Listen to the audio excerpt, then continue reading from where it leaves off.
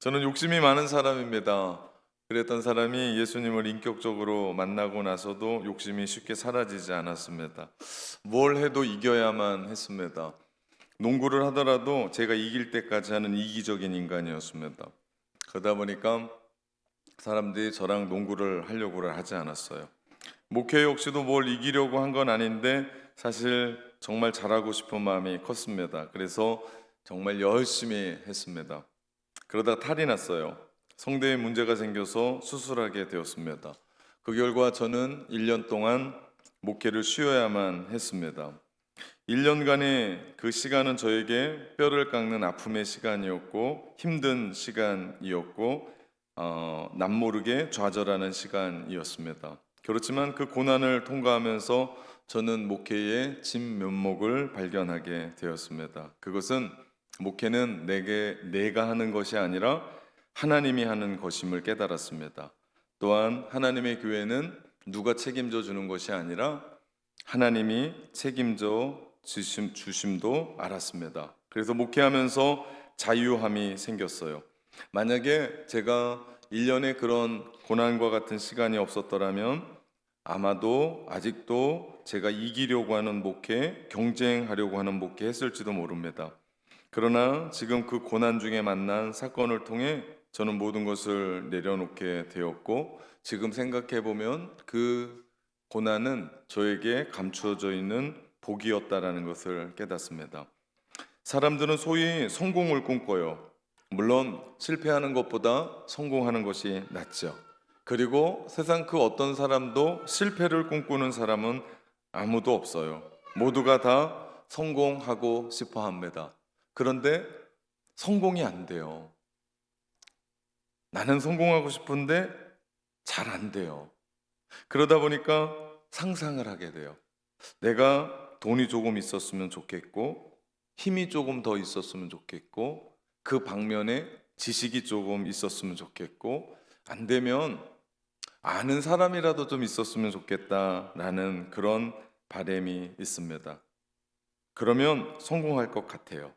그러면 그 성공 뒤에 행복이라는 것이 있을 것 같습니다. 그런 상상을 하곤 합니다. 정말 그런가? 그런 조건이 좀 충족되면 돈이 좀 있고 내가 좀 출세하고 힘 좀 얻고 그리고 내가 좀 아는 사람들이 늘어나고 예쁜 아내를 얻고 멋진 남자를 만나고 남들이 야, 저 사람 성공했다라고 부러움을 갖게 되는 대상이 되면 정말 그것이 성공한 삶일까? 잘 모르겠습니다. 그것 있다고 성공하고 못하고도 아니고 그것 없다고 성공하고 못하고도 아닐 것입니다. 그렇다면 그렇다면 세상이 말하는 성공은 그건데 크리스천이 말하는 성공은 무엇일까? 사실 성경은 성공이란 말은 많지 않아요. 한 두 군데 나오나요? 그런데 참 많이 나오는 단어가 형통함이라는 단어예요. 형통함을 국어사전에서 찾아봤더니 온갖 일이 뜻과 같이 잘 되어 번영함이라고 써 있더라고요. 또 한 부분에는 목적한 것을 달성하고 이룸이라고 써 있더라고요. 그리고 마지막에는 성공의 의미가 강하다라고 쓰여 있었습니다. 그러면 이게 세상적인 형통함이라면 성경이 말하는 형통의 개념은 무엇일까? 찾아봤더니 이 본질적으로 달라요. 개념이 달라요. 시작부터가 다릅니다. 성경은 우리에게 형통함을 정확하게 이야기하는데 그것이 하나님이 함께 계심이었습니다. 그것이 형통의 그 자체였어요. 그래서 임마누엘이라고 하는 그 뜻은 하나님이 너희와 함께 계시다라고 하는 마태복음의 이야기예요. 예수를 낳으리니 그 이름을 임마누엘이라 하리라. 다시 말하면 마태복음에서 이야기하는 그 예수 그리스도를 믿음으로 말미암아 복받게 되고 구원받게 되는데 그것이 우리의 인생의 형통함 그 자체다. 오늘 저는 창세기 39장을 통해서 요셉의 삶을 통하여 또 우리가 2026년 도전하고자 하는 그 삶을 도전하고 싶은데 요셉 삶의 그 자체가 형통함이었던 것을 봅니다. 요셉을 보면 형통함이라는 단어의 성경적인 의미를 바로 정확하게 이야기해 주는 것이 요셉의 삶이었습니다. 그는 하나님의 꿈을 가지고 살다가 그 꿈 때문에 형들에게 미움을 받아서 형들이 아버지에게는 채색 옷을 찢겨서 짐승의 피를 발라서 아버지 아들 요셉이 죽은 것 같습니다. 이것이 아버지 요셉의 아들 요셉의 옷이 아닙니까? 채색 옷을 내보여줬을 때 아버지 야곱은 망연자실하며 웁니다. 그 누구의 위로도 받지 않습니다. 그런데 뒤에서 형들은 그 동생을 애굽 상인에게 팔아버리고 그 애굽 상인은 애굽 시위대장 보디발의 집에 종으로 팝니다.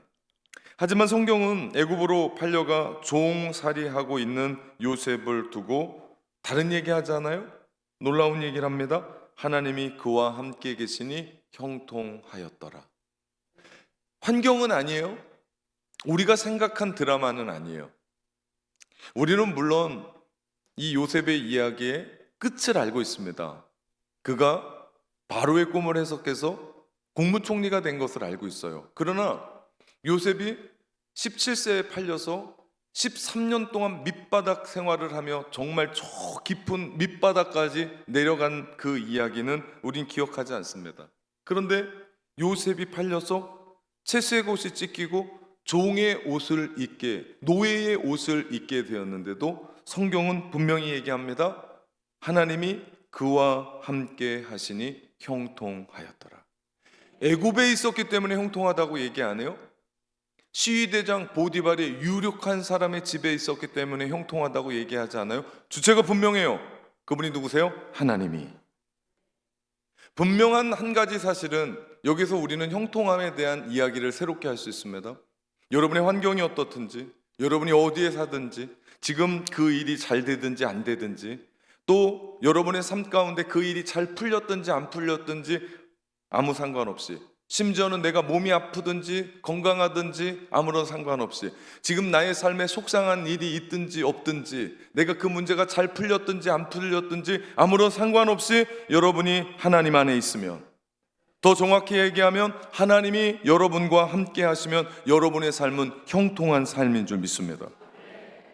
이게 놀라운 얘기예요. 세상 사람들은 이해하지 못해요. 아니 그게 어떻게 형통한 삶이냐. 내가 채색 옷 입고 있다가, 우리로 말하면 색동 저고리 입고 있다가, 한복 입고 있다가 찢겨서 거지나 입고 다니는 노예 옷 입고 살아가는데 그게 무슨 형통이냐. 그런데 주체는 우리의 환경과 우리의 여건과 내가 뭘 갖고 있느냐가 아니라 하나님이 주어가 될 때 우리 인생은 형통한 인생인 줄 믿습니다. 또한 요셉은 하나님 앞에 순교를 지키다가 자신의 주인이자 애굽의 왕의 시위대장 보디발 앞에서 부인에게 모함을 받아 감옥에 들어가게 됩니다. 그때도 성경은 참 이상한 얘기를 해요.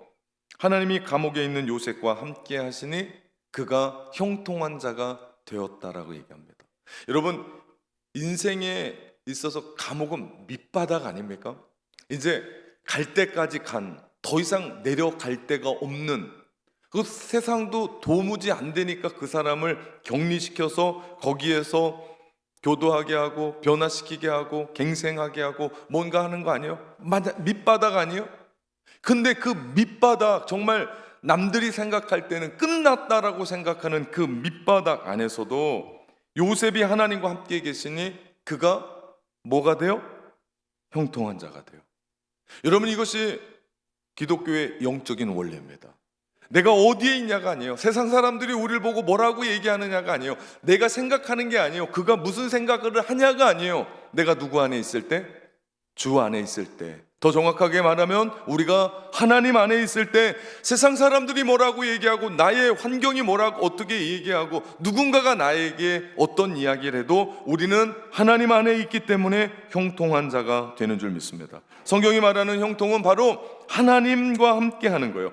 나의 주어진 환경과 여건과 조건이 아니에요. 뭐가 좀 있었으면 그건 내 생각이에요. 뭔가 바뀌었으면 그건 내 생각이에요. 내 부모를 어떻게 바꾸냐고요. 우리 부모님은 돈이 없는데 돈 많은 부모님 상상하면 뭐 하겠냐고요. 마음만 더 아프지. 그건 아무런 상관이 없어요. 환경과 여건과 조건과 우리 안에 처해진 그 숱한 이야기들 속에서 뭐 하면 성공하더라? 확률 아니에요? 누군가는 그러더라? 확률 아니에요? 왜 우리가 그걸 믿고 살아갑니까? 정말 중요한 건 하나님이 함께 계시니 나에게 주어진 환경과 여건과 처지와 상관없이 하나님이 그를 형통케 하시더라. 이런 은혜가 2026년 도전하고 있는 낙원교회와 낙원교회 성도들에게 가득하기를 주님의 이름으로 축원합니다. 사실 하나님이 가지고 계셨던 전체적인 그림 안에서 요셉은 애굽으로 팔려갔어야 돼요. 요셉이 만약에 팔레스타인에 있다가 애굽으로 가서 열심히 공부해서 공무원 한다 합시다. 어디까지 올라갈 수 있을까요? 예? 대답을 하시라. 어디까지? 최고 올라갈 때가 어디예요? 5급. 그죠? 조금 더 올라가면 사무관. 조금 더 사람을 잘 만났다 합시다. 시험 잘 봤다 합시다. 상급. 국무총리는 꿈도 못 꿉니다. 여러분은 이민자를 잘 몰라서 그래요. 이민자는요, 한계가 있어요. 얼굴이 다르다는 이유로. 우리 크라이스처치에서 우리 영어 캠프 하겠다고 들어왔던 애들 정말 영어 네이티브도 같이 합니다. 똑같아요. 그냥 이렇게 그 가림막으로 그냥 얘기하다 보면 그들이 현지 사람인지 키위인지 한국 사람인지 구분하지 못할 정도로 발음이 똑같습니다. 그런데요, 그들은 올라가면서 한계를 느껴요. 더 올라가면 올라갈수록 더 큰 한계를 느껴요. 못 가요. 제가 말씀드렸잖아요. 저희 교회에 한 청년이 의사가 돼서 의사 수료증을 받는데 3명 초청하는데 제가 갔어요. 그 부모랑 저랑. 너무 감격스럽더라고요. 박사 가운을 입은 그 오클랜드 의대에 의사들이 들어와요. 교수들이죠. 전부 다 백인이에요. 동양인이 하나도 없어요. 저는 한국 사람 없다고 뭐라고 하는 게 아니에요. 그래도 중국 사람 그렇게 사람이 많으니, 그렇게 손기술 좋은 한국 사람, 일본 사람, 인도 사람 한 사람이 없습니다. 아이들이 올라가면서 뭘 느껴요? 벽을 느껴요. 그러니 요셉이 하나님의 뜻, 하나님의 큰 그림으로 팔려가지 않는 이상은 바로를 만날 수도 없고 바로 다음에 2인자 국무총리가 할 수 있는 길은 없다. 요셉이 애굽에 팔리고 감옥 종으로 살아가고 감옥에 들어갔기 때문에 훗날 하나님의 그 큰 그림 안에서는 요셉이 국무총리로 설 수 있는 계기가 생기는 거예요. 그런 시련들이 없었다면 애굽의 국무총리가 될 수가 없습니다. 아니, 바로를 만날 길이 없습니다. 누가 소개시켜줘야 되잖아요. 그런데 정말 인생의 밑바닥이라고 하는 감옥에 들어갔더니 누가 들어가 있는 거예요? 정치범 수용소였던 것 같아요. 떡 굽는 관원장과 술 맡은 관원장이 들어와서 거기 있다가 한 사람은 복직되고 한 사람은 죽어요. 한 사람한테 얘기를 해요. 나를 좀 기억해달라고. 나는 잘못한 것이 없습니다. 그런데 그 술 맡은 관원장이 어떻게 돼요? 기억 못해요. 몇 년 동안, 2년 동안. 어떤 일이 2년 후에 터집니까? 바로가 꿈을 꿔요. 근데 모든 술객과 모든 점쟁이들과 모든 사람들이 바로의 꿈을 뭘 못해요? 해석을 못하는 겁니다. 그러자 그 술 맡은 관원장이 기억을 하게 된 거예요. 무슨 기억을 하게 됐습니까? 안녕. 네, 되게 신기한가 보네. 기억을 하게 됐어요. 누구를 기억하게 됐어요? 내가 감옥에 있을 때 왕이여 나의 부끄러운 이야기를 하려고 합니다. 내가 당신께 잘못해서 감옥에 있을 때 그때 내가 꿈을 꿨는데 그 꿈을 해석해 준 사람이 있었으니 히브리인 청년입니다. 그러면서 바로와 극적으로 만나게 되고 바로의 꿈을 듣게 되고 하나님의 지혜로 말미암아 7년 풍년 땐 이렇게 하고 7년 흉년 땐 이렇게 해야 됩니다. 이런 지혜로운 사람이 어디 있느냐? 내가 그를 국무총리로 세우는. 여러분, 우리는요 하나님의 큰 그림을 보지 못하고요 일희일비해요. 요때 내가 웃고 요때 울어요. 그럴 필요 없다고요. 하나님이 우리의 인생 전체를 그려가세요. 하얀색 도화지에 색칠해 가는데 지금은 검정색이에요. 눈물이 날 수밖에 없어요. 어두워요. 지금 삶이 펴지지가 않아요. 검정색이에요. 나의 삶 가운데 색채를 펴는데 노란색인 거예요. 잘 풀려가요. 가정이 잘 돼요. 아이들이 잘 돼요. 그럴 때도 있어요. 그런데 정말 중요한 건 뭐라고요? 한 폭의 그림이다. 검정색도 있고 빨간색도 있고 노란색도 있고 파란색도 있고, 그러면서 뭘 만들어가요? 하나님이 만들어 가시는 작품을 만들어 가는데 내 인생이 그 안에 물들여 있더라. 그렇기 때문에 우리가 기도하는 건 그냥 하나님 이거 잘 되게 해주십시오, 이거 열리게 해주십시오, 하나님 내가 도전합니다, 이거 잘 되게 해주십시오가 아니라 하나님의 전체적인 그림, 하나님의 청사진, 우리 인생에 대한, 나의 인생에 대한, 우리 자녀에 대한 청사진을 보여주옵소서. 이게 무엇보다도 중요해요. 왜? 내가 그래야 그 때를 이기며 살아갈 수 있기에. 모든 순간 요셉이 자기 자신에 일어났던 모든 것을 이해할 수가 없었습니다. 이처럼 전적인 그림이 있지만 세부적인 순간순간 너무나 힘들고 이해가 안 될 때가 있어요. 그러나 그 순간 속에 여전히 하나님이 함께 계시다는 것을 경험하는 것, 이것이 형통인 줄 믿습니다. 저도 몰랐죠. 누가 알았겠습니까? 예, 제가 그래서 안식년을 2번 했다니까요. 한 번은 목이 고장나서, 한 번은 아버지가 돌아가셔서.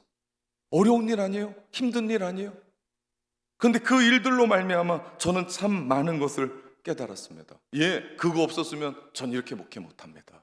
분명히 얘기하는 것, 이렇게까지 못합니다. 하나님이 함께 하시는 것. 요셉의 인생이 어떻습니까? 이렇게 억울하고 아픈 일이 또 어디 있겠습니까? 그의 인생은 결코 선하지가 않았어요. 그런데 누가 선하셨어요? 그를 이끌어 가신 하나님이 선하셨습니다.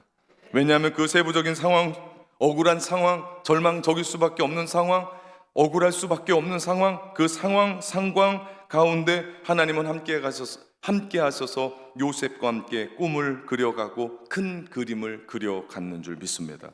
결국 요셉 때문에 구속의 역사가 끊이지 않고 흘러가요. 왜? 그것 때문에 팔레스타인에 있었던 아버지 야곱과 그 식구가 애굽으로 정착해서 고센 땅에서 민족을 키워서 출애굽하자. 요셉이 없었으면 할 수가 없었어요. 놀랍지 않습니까? 하나님이 이끌어간 한 사람을 통해서 민족이 살아났습니다. 전 여러분을 축복합니다. 2026년 도전하는 여러분의 도전이 그 한 사람 요셉이 되고, 그 요셉으로 말미암아 여러분을 통해서 구속의 역사가 끊임없이 흘러가게 되는 역사가 일어나기를 예수님의 이름으로 축원합니다. 요셉은 그 자리에서 자신의 상황을 본 것이 아니에요. 위에 계신 하나님을 봤습니다. 억울하거든요. 그 형들이요, 물 없는, 너무 신기한 건 그 이스라엘은 비가 오지 않기 때문에 가끔 비가 오면 그 우리로 말하면 어떤 그 땅을 파가지고 물을 담아 놓는 그런 게 필요했습니다. 근데 형들이 요셉을 잡아다가 그 구덩이에 넣거든요. 근데 성경은 놀라운 말씀하세요. 거기에 뭐가 없었다고요? 물이 없었더라. 야, 정말. 근데 거기서 아픈 역사가 일어나요. 뭐냐면 그 동생이 그 밑에서 올라올 수가 없어요. 살려달라고 얘기했을 때 형들은 그 위에서 낄낄대고 웃으며 요셉이 가지고 왔던 음식을 나눠 먹습니다. 요셉이 피눈물 나지 않았을까요? 그 형들 내가 어떻게 하고 싶지 않았을까요?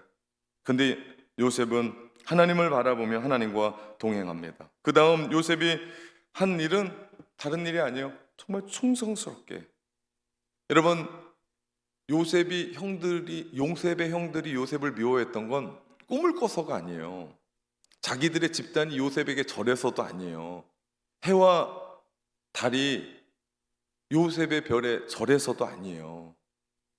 요셉이 얼마나 신실했고 얼마나 충성스러웠냐면 아버지한테, 야곱에게 가서, 아버지, 형은 일 안 하고 농땡이 하고 있어요.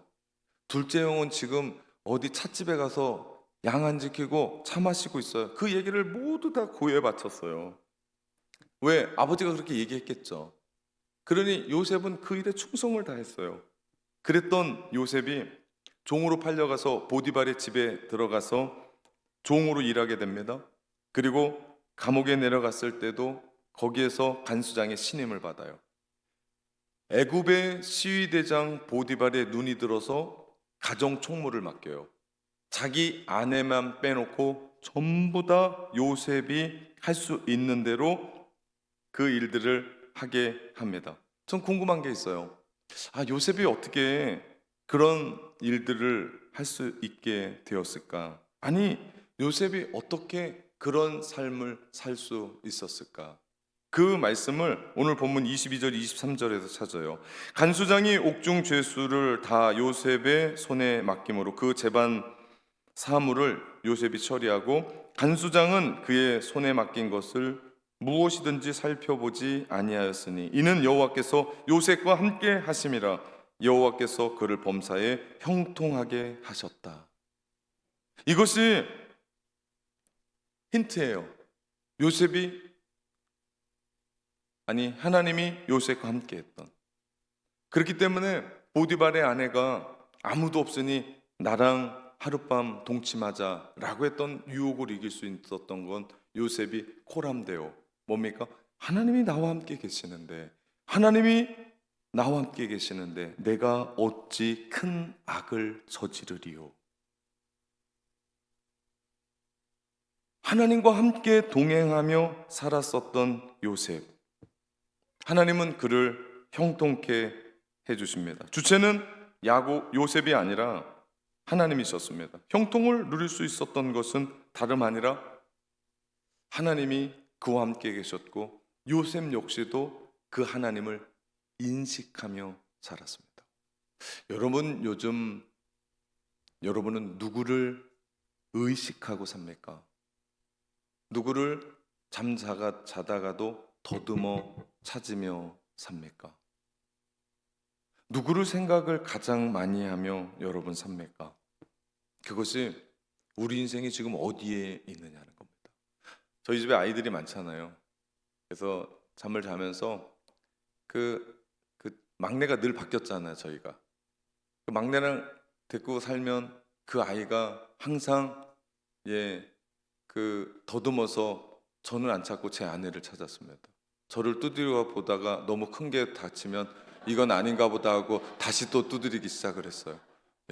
집안에 아버지는 필요가 없는 것 같아요. 아무리 두드려도 소리가 안 나니까 지 엄마를 찾는. 그렇게 우리가 하나님을 더듬어 찾나? 제가 말씀드렸습니다. 저는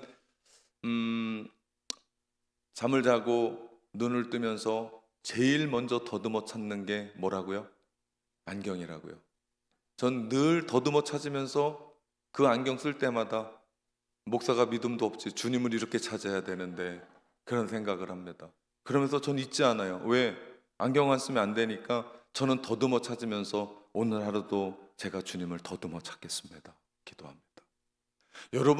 여러분의 인생에 요즘 더듬어 찾는 것이 무엇이 있습니까? 요셉이 그렇게 하나님을 더듬어 찾으며 살아갈 때 복을 받게 되자 어떤 일이 일어납니까? 요셉이 사람들에게 인정을 받게 돼요. 감옥의 간수장에게 신뢰를 얻게 되고 보디발의 집에서 보디발에게 신뢰를 얻게 됩니다. 시위대장 보디발이에요.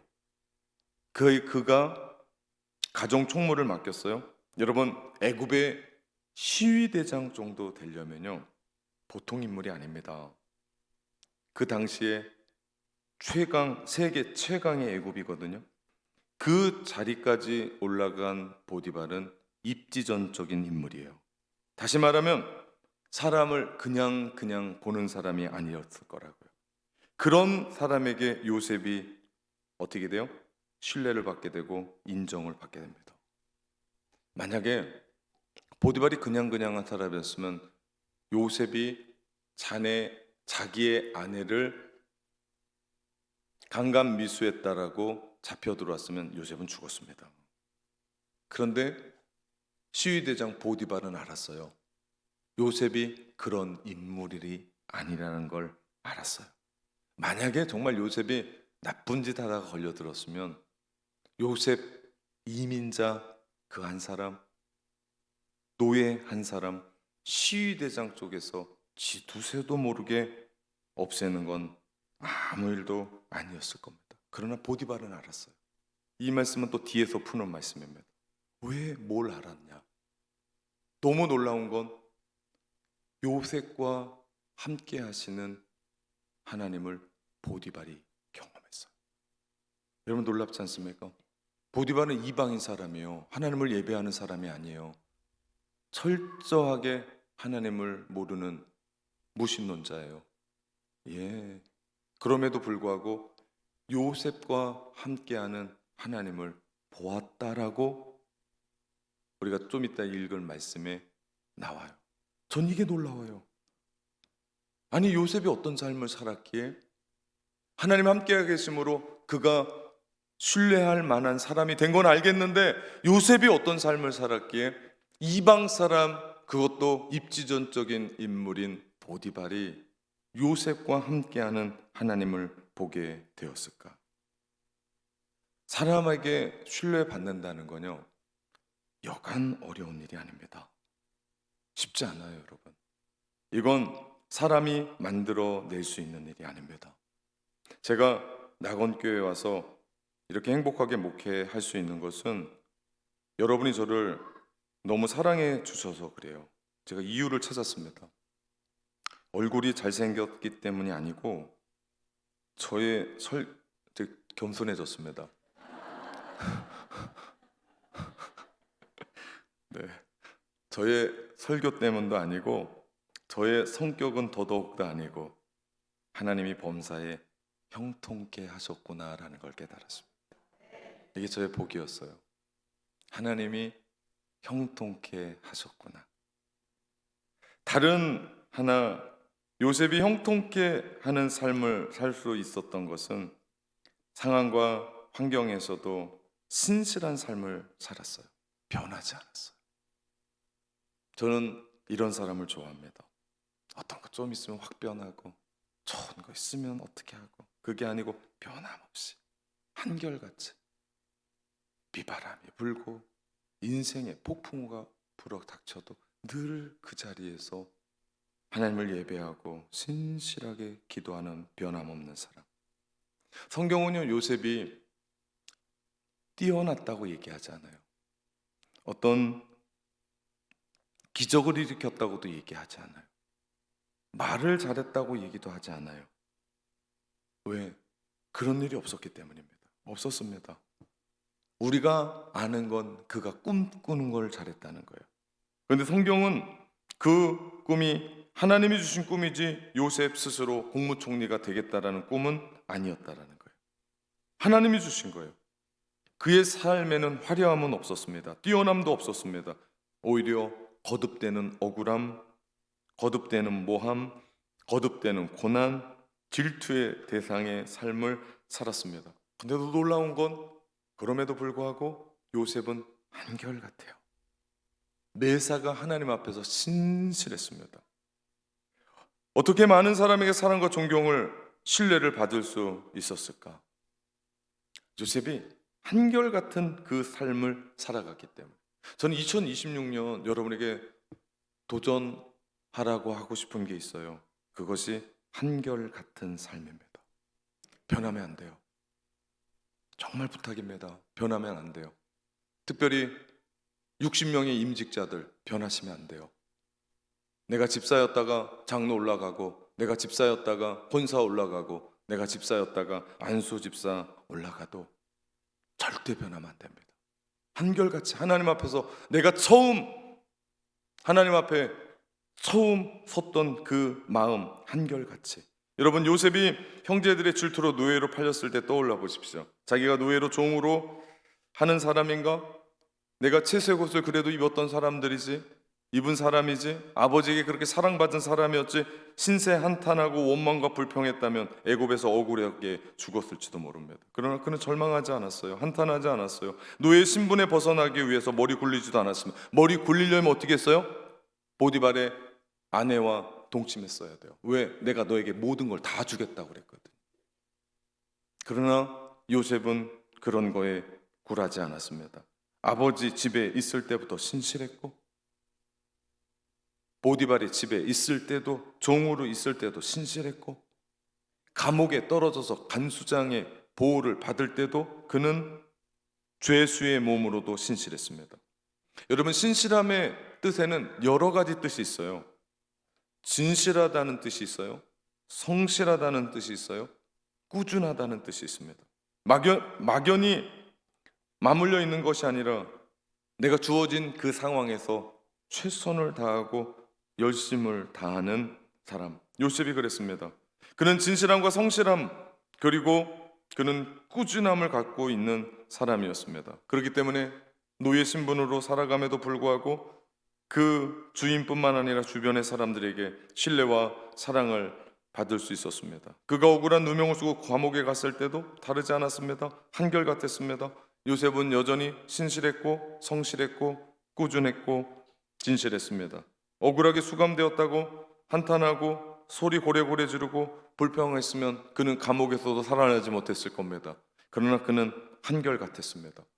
복수의 칼날도 갈지 않았습니다. 그저 신실하게 최선을 다하여 요셉은 그 자리를 지켰습니다. 그러자 하나님이 사람들을 통해서 그를 인정하기 시작했고 요셉의 환경은 하나님 때문에 변하기를 시작합니다.